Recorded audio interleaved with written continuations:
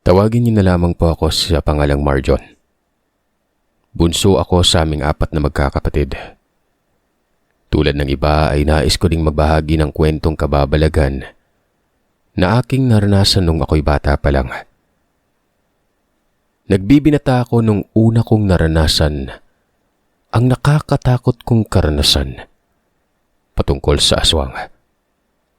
Nasa edad 16 na taong gulang pa lamang ako nang mapasama ako sa maling barkada at natuto ako sa pagbibisyo. Tulad ng mga kabataan ngayon ay hindi ko maiwasan dumaan sa ganitong mga gawain.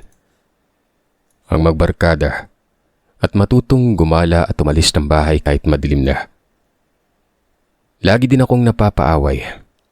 May ugali kasi akong mainitin ng ulo. Ayoko nang pinagsasabihan ako sa kahit na anong bagay. Lalo na't kung hindi ko naman kaano-ano ang nagsasalita sa akin noon. Wala din akong pinipiling tao. Minsan kahit mas matanda pa sa akin ay binabangga ko. Wala din akong pakialam kahit mas malaki sa akin ang tinatalo ko. Tiwala ako sa sarili. Pakiramdam ko na tila ba kaya ko ang lahat ng bagay. Lalo na't pag may alak sa aking harapan at sigarilyo, wala na akong kinatatakutan. Madalas din akong magdala ng patalim kapag umaalis ako ng bahay. Uso noon ang balisong na patalim kong tatawagin. Hanggang sa inuman ay may nakaalitan ako na isang matandang lalaki noon. Nasa edad 50 pataas sa matanda. Galit na galit siya sa akin dahil ayon sa kanya ay tila ba wala akong sinisinong tao. Ang mga tingin niya ay tila nagbabanta. Hindi man niya direktang sabihin ay nakikita ko naman sa kinikilos niya na hindi mapalagay. Para bang gustong manakmal na matanda. Ganun pa man ay hindi pa rin ako nasindak ng mga sandaling yon. Nakipagtitigan pa ako dito. Tinaliman ko palalo ang aking mga mata. Pinaigting ko ang aking pisnginon.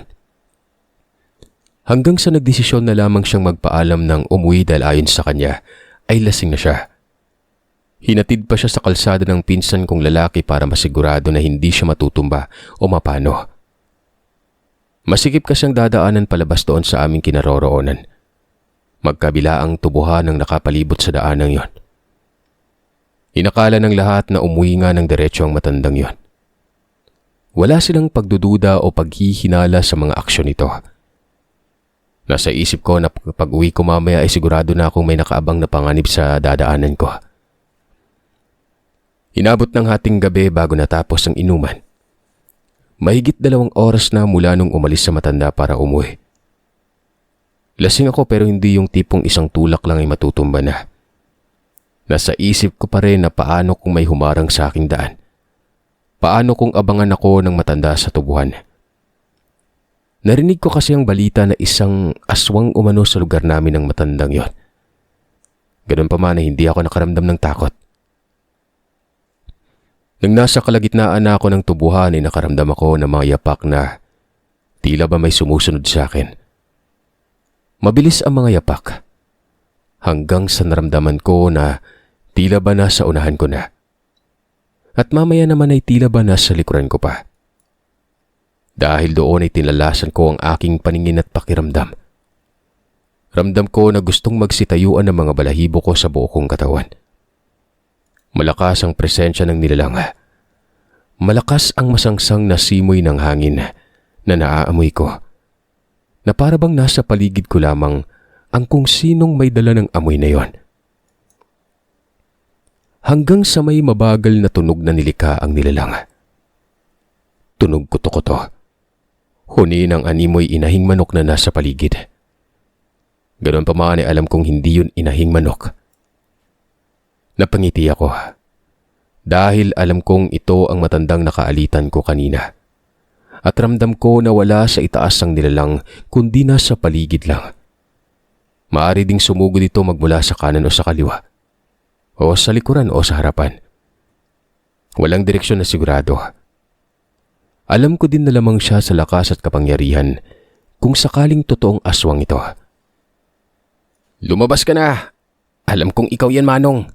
Hindi ka naman totoong umuwi. Palusot mo lang yun para matambangan mo ako dito sa daan, di ba? Malakas ang loob ko na tanong sa noon na hindi ko pa nakikitang nilalang. Pero iba ang anyo ng lumabas sa kasukalan. Hindi ito ang anyo ng matanda na nakita at nakaalitan ko. Pero yung damit na suot nito, katulad ng suot-suot ng matandang yon. Sabi ng ikaw yan eh. Alam kong aabangan mo ako sa daan. Halika dito. Paghahamon ko. Pero hindi siya sumugod. Alam niyang may dala akong panaksak nun. Hindi niya ako nakitaan na nasindak ako o natakot sa kanyang anyo. Pulang-pula ang kanyang mga mata. Parang nagbabaga. Dagdagan pa na bilog ang buwan kaya maliwanag nakita ko ang kanyang pangil na mahaba din at matalas. Sa wari ko ay kayang-kaya niya ako masugatan na malubha kapag naabot niya ako nun. Magpaganon pa man, hindi pa rin ito kumilos. Hindi din siya sumagot o nagsalita. Animoy nag-aantay lamang ito ng pagkakataon na maninlang ako. Hindi ko alam kung anong nasa isip ko pero ako na ang unang lumapit sa kanya. Doon ay nakita niyang preparado na ang patalim kong hawak ng mahigpit. Hasang-hasa ko ito palagi kaya sigurado akong kahit hindi siya ordinaryong tao, matatablan siya nito. Umatras siya ng bahagya bago ko pa siya maabot. Pumasok siya sa bandang tubuhan. Hindi ko na siya makita gawa ng mabilis ang kanyang mga kilos. Maya-maya bigla na lamang siyang nawala. Ganun pa man, alam kong minamanmanan niya pa rin ako. At alam ko na hindi siya nag-aaksaya ng panahong hintay na kong umuwi lang na wala siyang planong tumambang sa akin.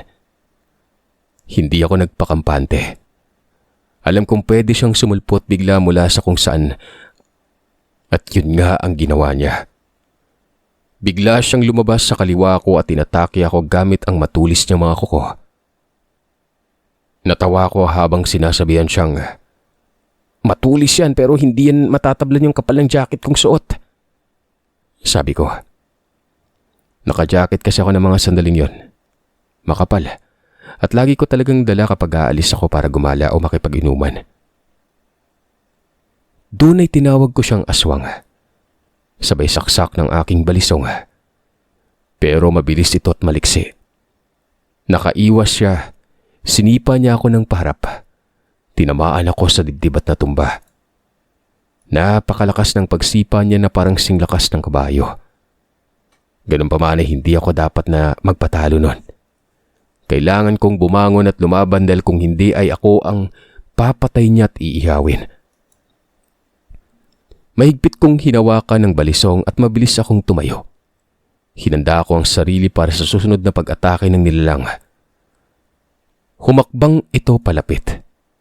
Tinatansya ko kung nanghihina na ba ako dahil sa pagkakasipa niya sa akin. Hindi ako nagpakita ng kahinaan. Pinakitaan ko siya ng tapang at determinasyon na hindi ako takot sa kanya. Mabilis itong kumilos para sumugod. Sinalubong ko naman siya.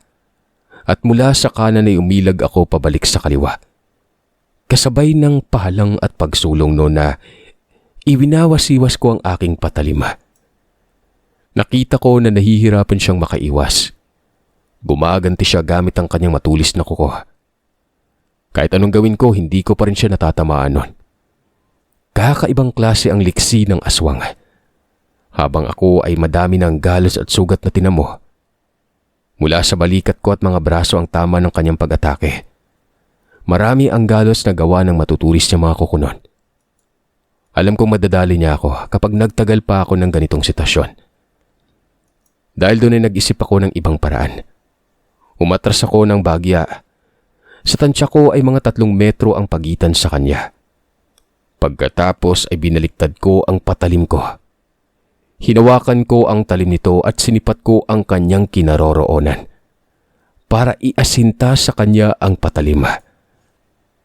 Pero nakailag pa rin siya at imbis na sa dibdib ay sa kaliwang balikat lamang siya tinamaan. Napahiyaw ang nilalang sa pagtarak ng patalim sa balikat niya. Doon ay nakita ko ang galit ng nilalang lalo't sa kanyang mga mata. Binunot niya ito at akmang gagamitin niya laban sa akin ang sarili kong patalim. Nakakita ako ng putol na kawayan. Halos 1 metro lamang ang haba ng putol na kawayan pero matulis at matalas ang dulo. Pinulot ko yun at binalak siyang saksakin gamit ito pero naisip ko na hindi ko pa rin siya matatamaan kapag pasaksak ang gagawin kong pag-atake. Naisip kong ihampas na lamang sa kanya. At yun na nga ang ginawa ko. Nagtagumpay ako sa aking ginawa. Tinamaan ko siya at nabitawan niya ang patalim ko. Hinampas ko pa ulit ng kawayan at tinamaan ito sa balikat kung saan siya nasugatan ng patalim. Doon ay nakita kong labis na rin siyang nasaktan sa mga ginawa ko. Kaya kailangan ay lubos-lubusin ko na nang hindi na siya makabawi pa. Pinulot ko ang patalim kong nalaglag niya. Ito pa rin ang huling sandata kong gagamitin para mapatay at matalo ang nilalang. Pero mabilis na nagpalit anyo ang nilalang sa isang aso.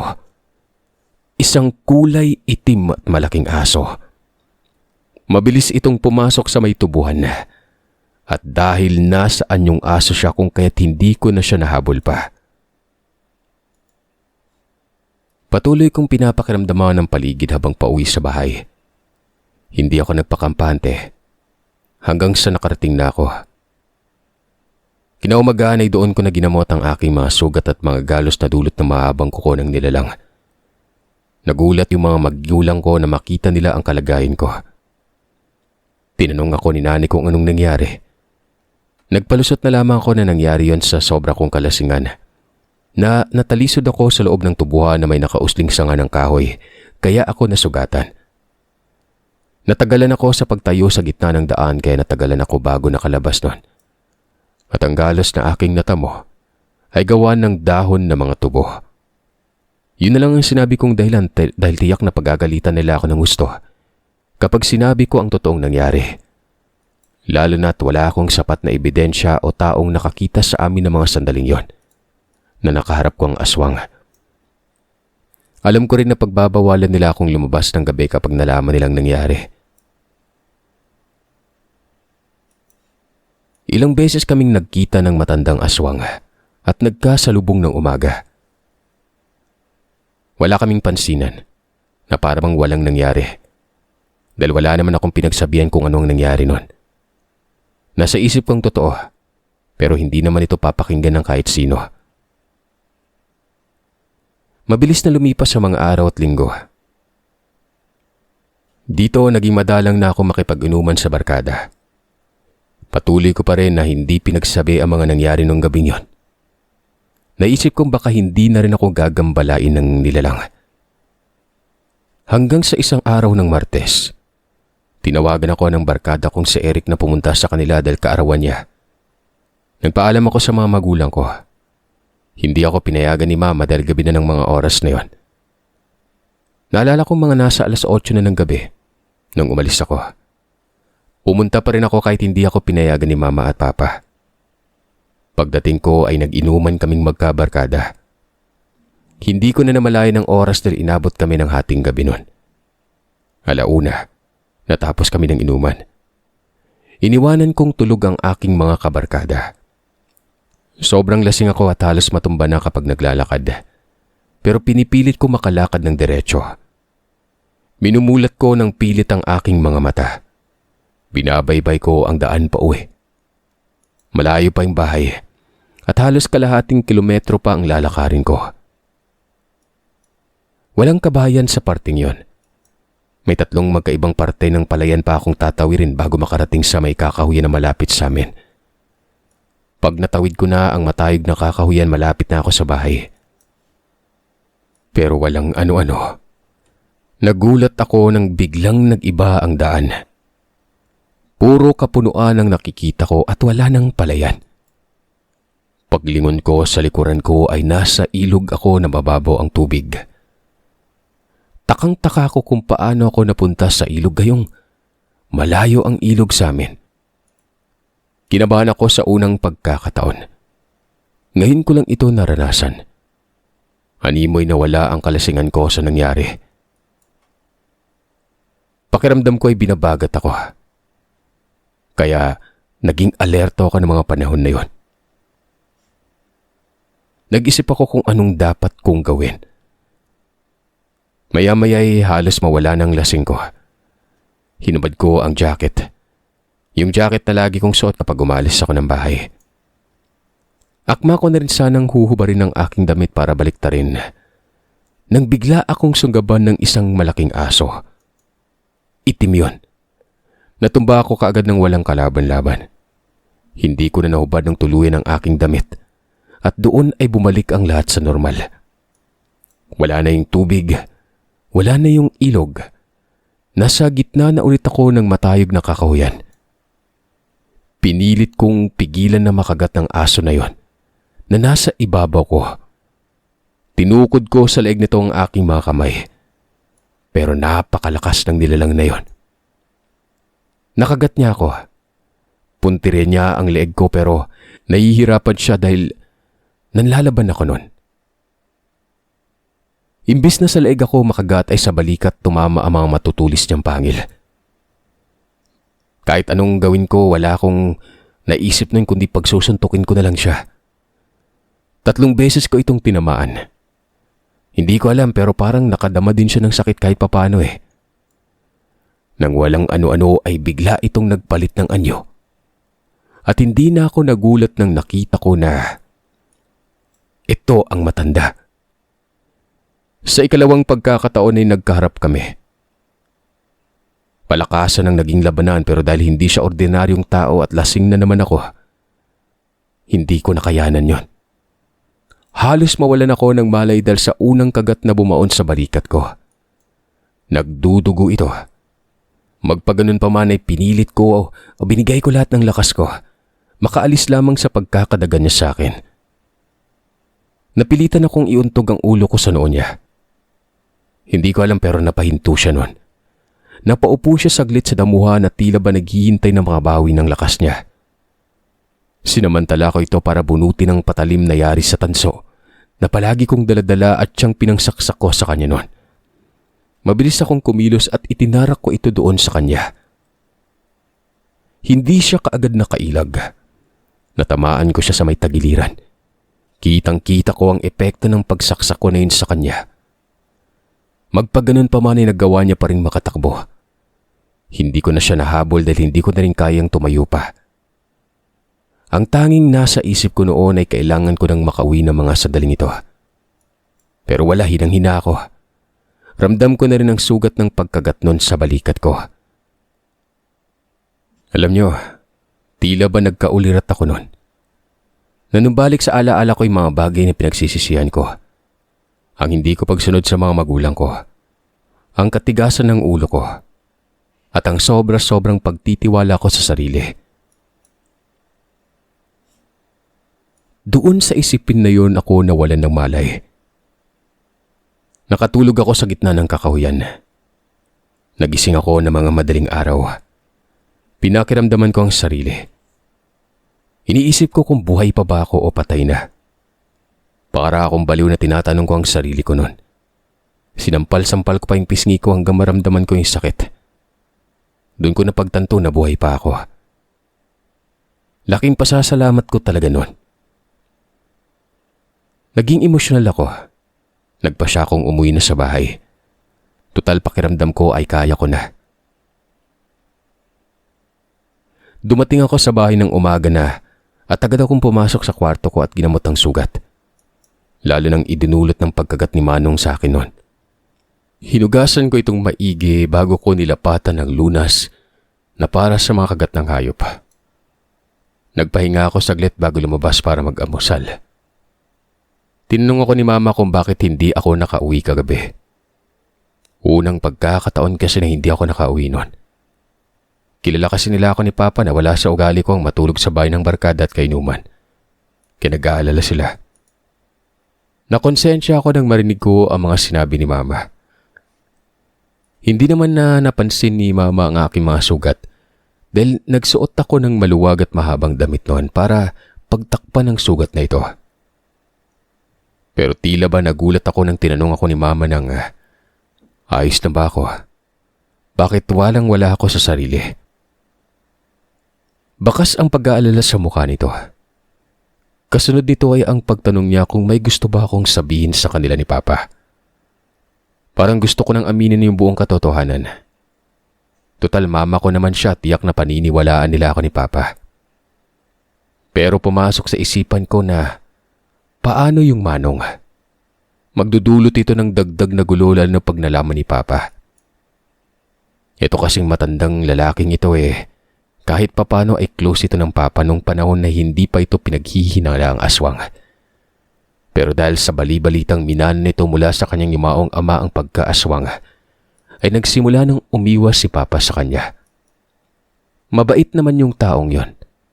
Nung bata pa ako ay palagi pa nga ako nitong binibigyan ng baon sa ting makakasulubong ito sa daan Pero nang umiwas na si Papa sa kaibigan niya, pinaiwas na rin ako ni Papa sa kanya.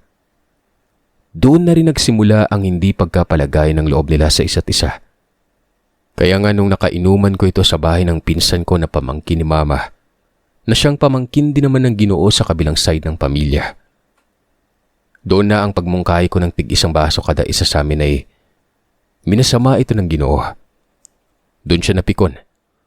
Sinabi niya na parang may iniiwasan ako at doon ay nag-iba ng kanyang timpla. Tinanong niya ako kung ano ba ang problema ko sa kanya at doon ay nagkasagutan kami. Pero hindi naman ganun kakalala dahil sinaway din kami ng pinsan ko na siyang pamangkin din ng Ginoo. Hanggang sa ayun na nga, umuwi na ito at nagpahatid pa kunwari sa kalsada. Yun pala tatambangan niya ako sa daan pag uwi ko. Ganun pa man ay tapos na ang pangyayaring yon. At kailangang matapos na ito ngayon. Walang malalim na dahilan ng aming away na nauwi sa dalawang pagkakataon ng aming pagsambwa. Nang araw na ito ay nagdesisyon akong puntahan siya sa kanyang bahay para kausapin. Nais kang humingi ng tawad at makipag-ayos. Aswang man siya o hindi ay napagtanto ko na tao pa rin siyang nilikha ng Panginoon. Naisip ko nga kung paano kung galit pa rin yun sa akin sa amin ng pamilya ko. Paano kung pagpunta ko doon sa bahay niya ipapatay niya na lang ako para matapos na. Naputol ang pag-iisip ko nang tinanong ako ni Papa kung kamusta ang pakiramdam ko. Kung nasobrahan ba ako sa inom noon. Humingi ako ng tawad sa mga magulang ko. Sabi ko'y sumobra ako sa pagiging suwail ko sa kanila. Nakako din ako na iiwasan ko ng barkada at pag-iinom. Hindi ko na tinuloy yung gusto ko sanang aminin ng mga nangyari dahil baka mas lalong lumala pa. Tanging katuwaan at pagtango lamang ang sinagot ng aking magulang. Kasunod nito ay ang pagtapik nila sa aking balikat. Hindi na rin naman nila ako tinanong pa. Natuwa na rin naman sila dahil kahit papaano ay nagingi ako ng tawad sa kanila at nangakong magbabago. Pero ayun nga, meron pa akong dapat ayusin. At yun ay ang nangyari sa amin ng Manong. Nang araw na yon ay pinuntahan ko siya sa kanyang tahanan. Hindi para tapusin ang hindi pa tapos na sagupaan namin kundi ang humingi ng tawad at makipag-ayos sa kanya. Alam ko mag-isa lamang ito sa bahay niya dahil wala naman itong asawa at anak. Pagdating ko doon ay pumasok ako sa kanyang bakod na yari lang naman sa kawayan. Nakabukas na rin naman yun kaya diretso na ako at tinawag ko ang Ginoo. Pero walang sumasagot. Doon ay nakita ko ang dugo sa lupa malapit sa pintuan ng kanyang bahay. Naalala ko na nasaksak ko pala siya kagabi. Napaisip ako kung paano kung natuluyan ko siya. Takot na takot ako nun sa pwedeng mangyari sa kanya. Dali-dali akong pumasok sa loob ng bahay ng Ginoo. Iniwan niyang bukas ang pintuan. Nakita ko siya na nakahandusay sa sahig at duguan. Namutla ako dahil tila ba patay na ito. Tiningnan ko ang pulso niya para tingnan kung tumitibok pa ba at humihinga. Ayun, buhay pa. Malakas ang pintig ng pulso. Binuhat ko siya, nagtawag ako ng tulong. Walang pag-aalinlangan na dinala ko sa ospital. Ginagamot siya ng mga doktor nang may nagsitatingan ng mga pulis para imbestigahan ang pagsaksak sa kanya. Tinanong ako kung ano bang nangyari. Bakit naroroon ako sa bahay niya? Inamin ko na ako ang nakasaksak sa kanya. Pero hindi ko na sinabi ang tungkol sa sekreto ni Manong. Nakulong ako. Nagtataka ang mga magulang ko lalo na yung papa ko kung bakit ko yung nagawa. At bakit wala akong sinabi ng tinatanong nila ako noon. Tinanong nila ako kung ano bang totoong nangyari at paanong humantong kami sa saksakan. At ano ang dahilan ng pagsaksak ko sa dati niyang kaibigan. Inisip ko ang kalagayan ni Manong. Naawa ko sa kanya. Kaya kahit sa mama at papa ko ay hindi ko na kayang sabihin na napatunayan ko na totoong isa itong aswang. Sa halip ay sinabi ko na lang na nagkaalitan kami sa inuman. Kaya nang nakasalubong ko ito sa daan ay nasaksak ko ito na hindi ko sinasadya. Walang nagawa si mama at papa kundi ang maniwala na lang sa sinabi ko. Alam nilang basagolero ako eh. Pero ni minsan ay hindi pa naman ako nagsisinungaling. Sadyang may katigasan lang talaga ang ulo ko. Pinunta nila papa sa ospital si Manong sa pakiusap ko sa kanila na tingnan ang kalagayan nito. Hanggang sa lumipas ang 2 linggo, nakakulong pa rin ako nang may tumawag na may dalaw ako.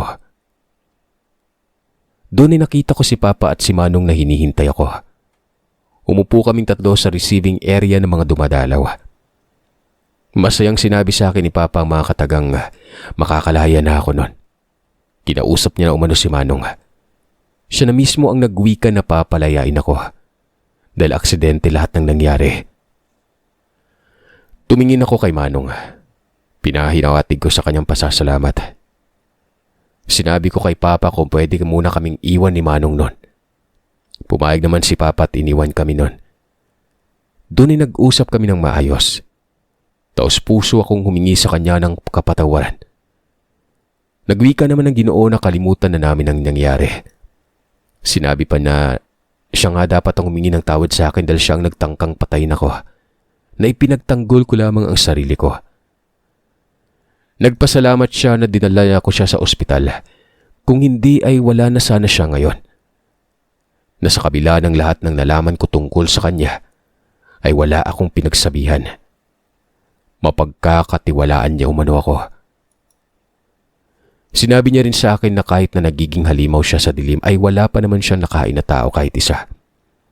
Sinabi niya na noong tinambangan niya ako sa daan, hindi niya ito kagustuhan. Sadyang may nag-uutos sa kanya para gawin yon. Tulad ng utos umano nitong kumain siya ng tao. Pero napipigilan niyang sarili.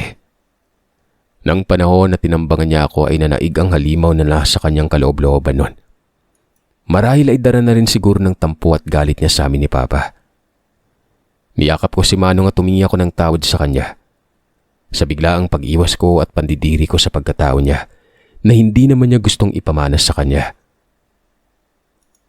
Nagkaayos kami at nagkapatawaran. Nakalaya din ako. At mula noon ay naging mas magkalapit kami. Sila naman ni Papa ay naging magkaibigang muli. Minsan tumatagay pa sila ni Papa ng alak. Sa pagkakataong to ay siya pang nagsasabi na magkanya-kanya na lang kami ng baso. Minsan naman ay sumasabay din ako sa kanila. Dito na matatapos ang karanasan ko sa aswang. Kung saan ay marami akong natutunang aral. Na hindi porket alam mo at kilala na may dugo ng aswang ay halimaw, demonyo at masama na agad ang tingin natin sa kanila. Minsan din silang naging tao at namumuhay din sila tulad natin. Hindi din nila ginusto ang kung anong merong kakaiba sa kanila.